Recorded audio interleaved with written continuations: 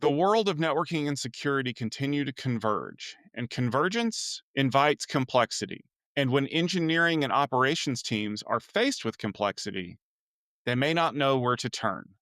In this episode of the Tech Field Day podcast, brought to you by HPE Aruba Networking, we look at the fact that SASE makes convergence simple.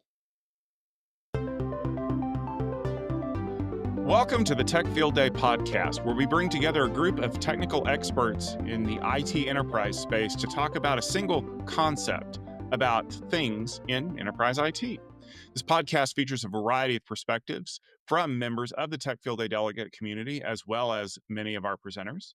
And we often record it in association with one of our Tech Field Day events. Tech Field Day is a part of the Future Room Group, and this podcast is also published on a number of our sister sites, including TechStrong TV. In this episode, which is brought to you by HPE Aruba Networking, we are going to be talking all about SASE and convergence. But before we get into that, I would like to take a moment for our guests to introduce themselves so you know who you're listening to, starting with Chris. Hi, I'm Chris Grundemann. I'm an executive advisor on network infrastructure topics. I'm excited to dig in today. Hi, everyone. Welcome. My name is Jeff Olson, and I lead our SASE and security marketing here at HPE Aruba Networking.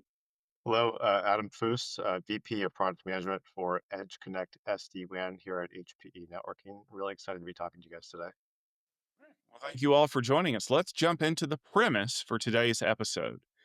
No doubt you have been faced with challenges when it comes to converging your network. There have been many disparate parts over the years that work really well on their own. And as soon as you try to mix them together, it's like oil and water, or cats and dogs, or like having teenagers. What you need is a solution, some kind of an emulsifier to get them to all behave properly. And I think that solution involves SASE. In this episode of the Tech Field Day podcast, SASE makes convergence simple. Now, I'm sure that a lot of people out there are already thinking about one or more of the reasons why convergence is so hard for them. But I was hoping, Jeff, Adam, maybe you could tell us a little bit about some of the challenges that you're seeing in the industry around things like convergence. Why is it so hard to get what I would think of as ostensibly similar protocols and standards to all work together properly? Yeah, so I think I'll start off with this one. So I think it starts with a few different things. The first is that, today, we're effectively delivering different products and tools to customers. And, they may get those from a single vendor, they may get those from multiple different vendors. But today, there's so much work being placed on the end user to actually go out and configure and try to stitch these things together. And I think that if we look at SASE, this is one of these kind of entry points where we're really seeing security and networking starting to merge into a single thing. And the huge benefit in that is that the products are built together by the vendors themselves. The policy is unified, and the ultimate kind of end user experience is much more simple. And there's this constant kind of concept that we hear, especially in the security industry, around like tool sprawl. And I think that this is one of these really kind of great areas to start. That you actually have the policy engine and the actual network itself and the security stack completely intertwined. And so that's effectively where I think SASE is at today. However, I do think it can go a whole lot further as well. Realized something. We've thrown out an acronym that people may not understand, but more importantly, I think that people may not understand that SASE is kind of a superset of an existing technology. Adam, seeing the area that you're in at HPE, maybe you could tell kind of our audience what is the difference between SASE and SD-WAN? It's a great question, and it's actually funny you bring that up. I always tell customers and partners when I speak with them the mathematical equation of how we get SASE, and so SASE effectively is SD-WAN plus SSE equals SASE. And so it is the combination really of those two technologies. Now, if you look at HPE networking, we think that the definitions are a bit broader. In our actual equation, we also include NAC in there as well. We think that's an important core component. But ultimately, SASE stands for Secure Access Service Edge, and it's the merging of these technologies really into one thing. I think that's as excellent an answer as any. In fact, I've been telling people for years that SSE is SASE without the hardware. And they're like, well, what's that? And so we have to have this longer conversation. But I wanted to get a practitioner perspective on this from my friend Chris. Chris, you've been advising people for quite a while about some of their networking strategies. Have you seen challenges around implementing SASE or implementing things that maybe SASE could make it easier? Yeah, absolutely. I mean, in SASE itself, as Adam said, it's a mathematical equation, right? It's a number of different features or services or products, depending on how you look at it and how you slice it, that are being bundled together. And we've been talking about SASE for several years now, but most vendors' SASE is actually just three or four products with a label strapped on the top. And so actually, converging those into a single offering that actually is kind of an end-to-end service where security and networking are provided through the same interface on the same devices, it is finally starting to happen here, and so that's really exciting. And then the other piece is SD-WAN is obviously a WAN technology, and so there's another piece where things can fall out of convergence, which is does my campus network actually understand what's going on in SD-WAN and back and forth, right? So is that home office or smaller office or whatever's at the other end of that SD-WAN connection, is that actually a part of my overall enterprise IT network or not? And in a lot of cases, with the early versions of SD-WAN, that wasn't really the case. It was two totally separate networks, and you really had to do some things to string it together. And so, there's two layers of convergence here, I think, happening, or two dimensions of convergence, which is, connecting the WAN and those edge sites into the corporate network at the campus in a real way, and potentially also to your data centers and to your cloud, and then also bringing those security features actually into the same product in a real way versus just kind of stacking a bunch of different services on top of each other. And I think that people need to understand the value of having a unified architecture from the top to the bottom. Because if I remember correctly, the reason why SASE even exists is because a lot of SD-WAN providers started going to other companies to offer, these kinds of things on top of the existing WAN stack. I can remember it's like, oh yeah, well we'll offer things like content filtering and proxy stuff, but that's somebody else. Like we'll have a portal in our platform that allows you to do that. And as we've moved along, we've realized the value of having a single vendor providing all of those things because it provides better integration. Jeff, is this the kind of the strategy behind what HPE Aruba Networking has been trying to bring to the table? Is having something that is HPE top to bottom, as opposed to, well, it's a little bit of HPE, but it's also a little bit of this CASB and a little bit of this secure web gateway and possibly some other things over here. And boy, we hope they don't go out of business sometime soon. Yeah, Tom. And we certainly work with an entire ecosystem of networking and security providers. But here at HPE, we continue to build more and more security solutions into the network. For us, the network is a security solution, right? It is converging. And when we talk to different, especially security operators, they have many tools they're using. Some of them have 50 different products they're using, right, to secure on top of their network. So we believe it's important to bring more and more of those capabilities into the network. And it helps them remove certain products that they don't necessarily need to maintain because they're now converged in the network. And it's also indicative of the network really becoming a strategic part of their cybersecurity, solutions and footprint. I would say that's very accurate. A lot of people don't see security as an add-on anymore. They see it as something that needs to be integrated from top to bottom. How many times have we heard the maximum of shifting security to the left, meaning it needs to be occurring earlier in the development and design cycles, as opposed to, okay, we made it work. Maybe we shouldn't allow everyone in the world to log into this. And I think that that's one of the values of SASE is that its integration into networking has created a fundamental base to allow this to, um, be more secure. But I think maybe one of the challenges that people are facing is this idea that security by its very nature is a limiting factor. It complicates things. How many times have we heard stories about developers that have, created a system to query things and it's open to the world by default because, well, I'll fix it later. I'll add security on later. And then that's how you end up in the news with an unsecured S3 bucket that just suddenly leaked a whole bunch of PII to everybody across the internet.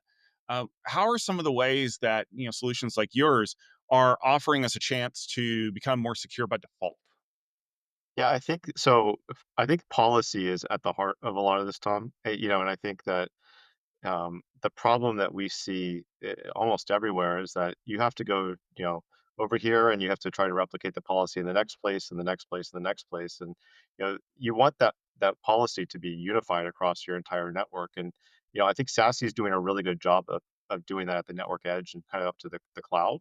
But I think that there's an argument to be made that it should even go further down into the network, down to the switch port or even access point, or down to the client level with the same exact policy, so that people's lives do become easier to go out and do security without having this huge burden placed on them. And this is kind of one of the things we think that this is a problem that needs to be solved around like zero trust. There's a lot of talk around zero trust today. Um, if you were starting a company, tomorrow, it'd be really easy to go out and implement zero trust and say, this is our playbook, this is our process, this is how it all works.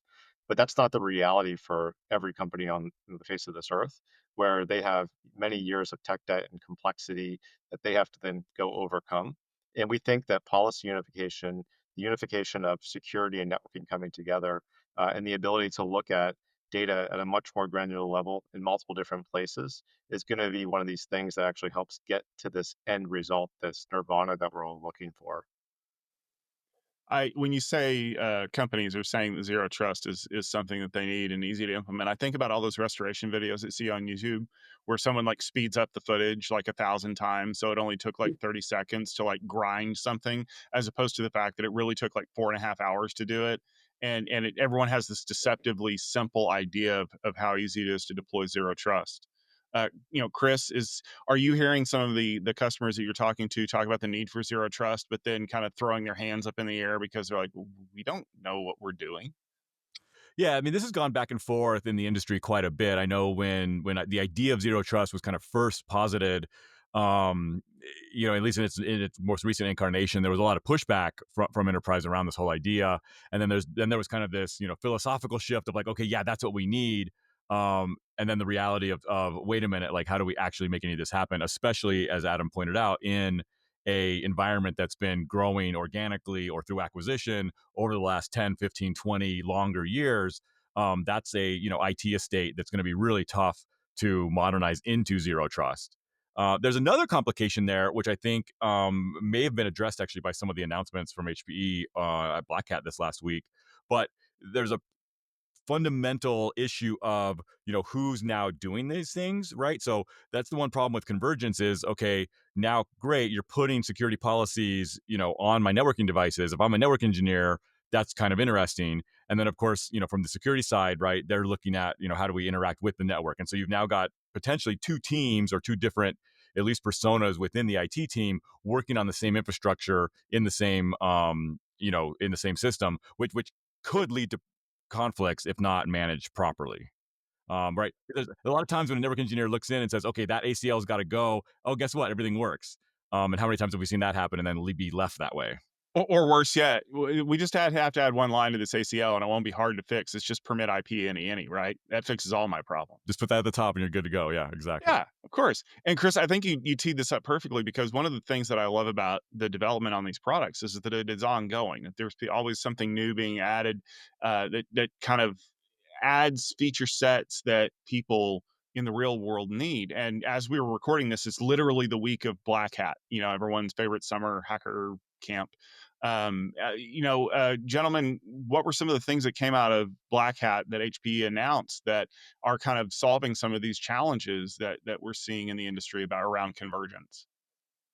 Yeah, so we're really excited at the show because it was the first time since the close of the Juniper acquisition that we were able to showcase our combined secure networking portfolio. So that's both HPE Aruba Networking and HPE Juniper Networking. So we had demos, we had a lot of activity in the booth. It was a very, very great show. But Tom, in terms of the announcements, it was kind of in this area of zero trust and SASE, right? So there were four key announcements, and we'll cover some of them, I think, a little later in the podcast. But the first was around open cloud native NAC. So cloud-based network access control for third-party network devices. That means any other network, it can be a switch, other devices inside of the branch that we can define a global policy across your entire enterprise. Another area was we've enhanced our application intelligence engine. Just think of it as a library with characteristics. What are the risk scores for the application?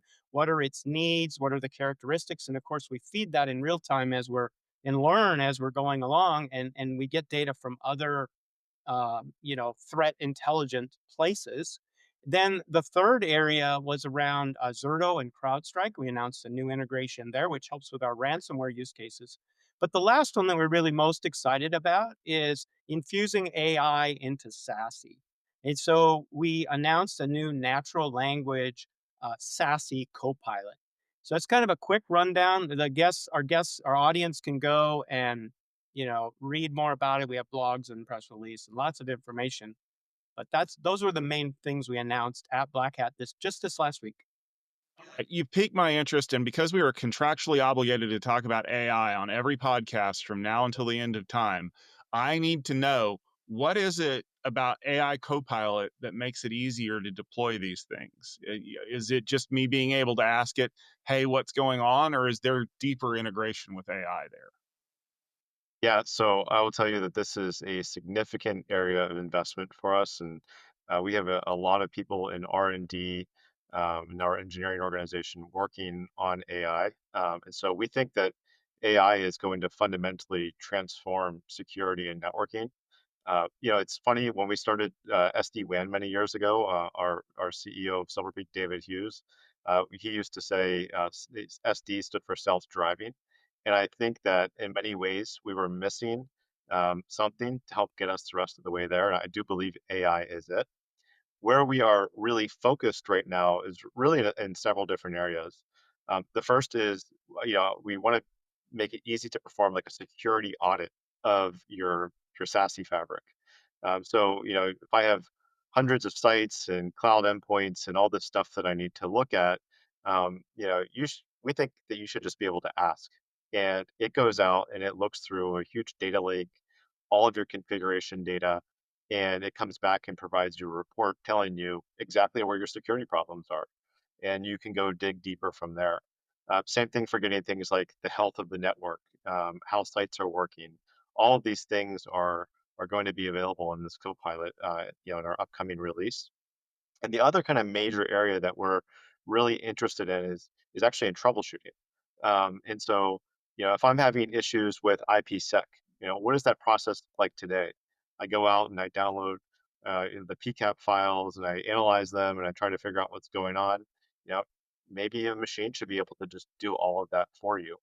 And so we think that this is going to be transformative for the operator and the way that they interface with our product. And so we're heavily investing in those things and many others in the future. So I will admit, in my own curmudgeonly state, that I feel a little hesitant to deploy some technologies because I don't know what it's doing, right? It goes in and tells me it's more secure. It tells me things are better. I can ask it questions, and it's like some of the engineers I've worked with in the past. Yeah, don't worry about it. It's fine. It's fine. I took care of it. Is there a way for me to kind of verify these solutions when I look into the platform and say, yeah, it really does do the thing I think it needs to do, and it explains why it did that and why this is a better option? Yeah, so I think that the first thing to point out is we're not starting with configuration. We're starting with really helping improve the operator's experience, getting more data out of your environment, kind of talking to your SASE fabric, if you will. I think configuration will be something that we'll look at down the road. But here's the thing. I think configuration would be higher value off this, from the start for us if we didn't have so much automation in the product. But the reality is, I myself could sit down and manage a multi-thousand site network with just a few mouse clicks. And so configuration wasn't really the first thing we wanted to tackle. We really wanted to tackle, getting, better data out of your data. And so that's really where we're focused primarily right now. It's funny, Tom. I've spent plenty of time vibe coding. I don't know if you played around with any of those tools yet.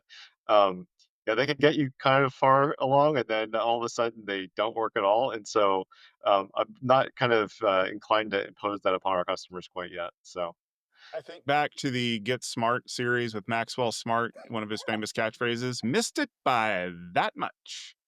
And I think that there's a value in that, right? Is that we can use certain tools to get close, but there's still that value in the, well, I'll call it what it is the last mile of getting over the line, right?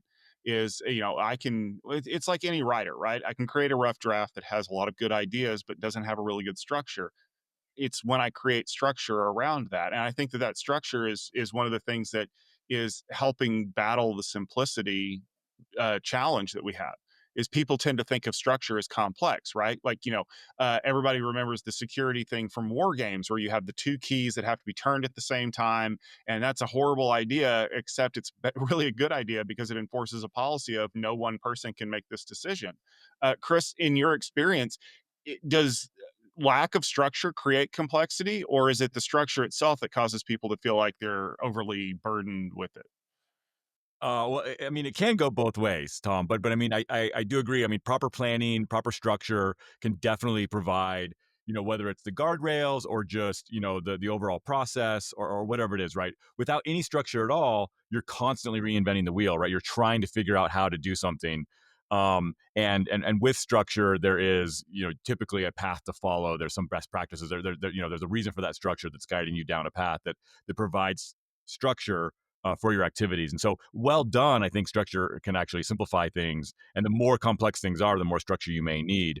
Now, that said, that does become a little bit interesting in what we're talking about here, where, in some ways, a structured dashboard that just shows you kind of red, yellow, green, and shows you kind of what's going on in your network in a GUI format is more structured than a chat interface that just sits there and stares at you blankly, and you have to know what questions to ask. And so there are some trade-offs here where that natural language interface can be really empowering for the right individuals. I think it can also be potentially terrifying for the wrong ones.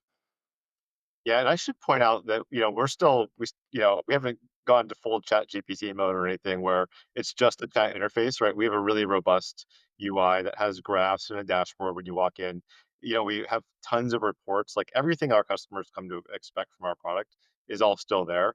This is an addition right on top of it as well that it sits alongside you and can be used to produce data. And graphene is kind of one of these things I'm also really excited about. We get people asking us to correlate data or help create custom reports all the time.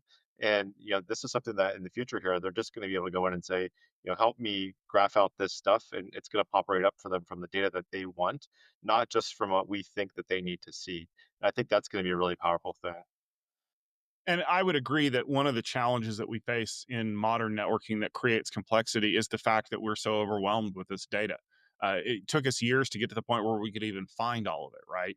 And now all of a sudden that we have access to things like APIs and programmatic interfaces, I can get pretty much any data that I want out of the system, but then I don't know what to do with it.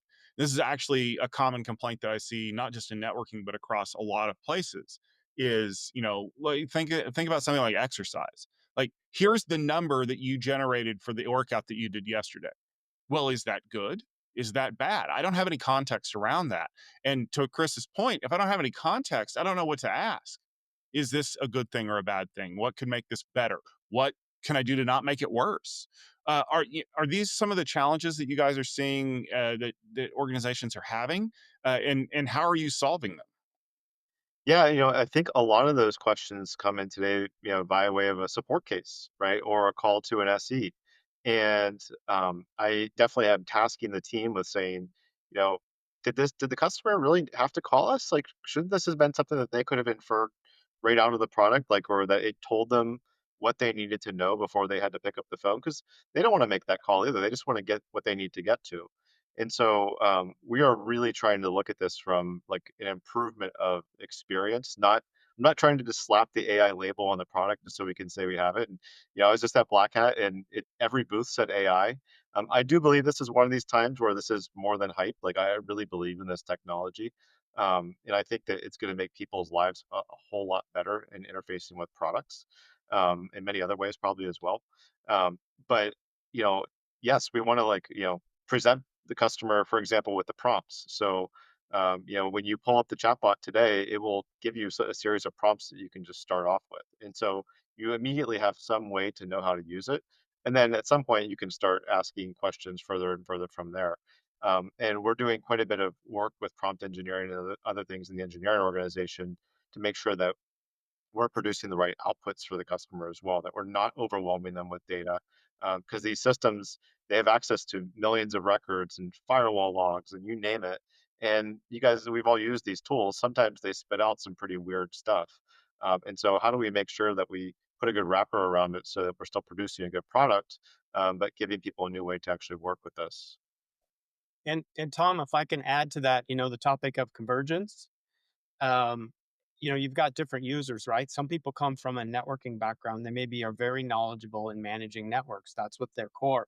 But now these teams are converging as well, right? Or they may have come from the security ops, but now they need to verify some things on the network, right? And vice versa. So tools like our SASE Copilot really help them with productivity, jumping, gaining knowledge right away, getting access to things as they're learning. We know that teams are understaffed. We know that it's hard to hire the talented people that can run these tools. So there's a lot of value there, as people are crossing over between being a networking expert and a security expert. I do think, Jeff, that like the tool sprawl thing is like a really good one to call out because we're all in IT here, and I've used many tools over the years, and you get really good at them, and you don't look at them for a while, and then you go back to it, and you're like, oh shoot, like how do I do this again, right? And it's like the Copilot is sitting there next to you, and it's always available to help to kind of catch you back up to where you need to be when working with any product, and I think that's going to be another big benefit. If you go back and watch our roundtable discussion from our security field day event that we had earlier this year, you'll notice that the topic was the idea of a point solution tool versus an entire platform. And there's challenges around both. There's value for both. But I think the idea of having way too many tools to accomplish all of these things is, to quote a famous internet chef, it's a unitasker problem. Why would I build something that only does one thing when I can build something that does two or three and get more out of it? I do want to jump back on one of the other announcements that you guys had and talk a little bit about NAC, because I know that's definitely something that people find challenging to implement. And maybe you could give us just a minute about what is it about your solution being cloud native that makes it easier to deploy and manage for organizations out there that are looking to implement something like that?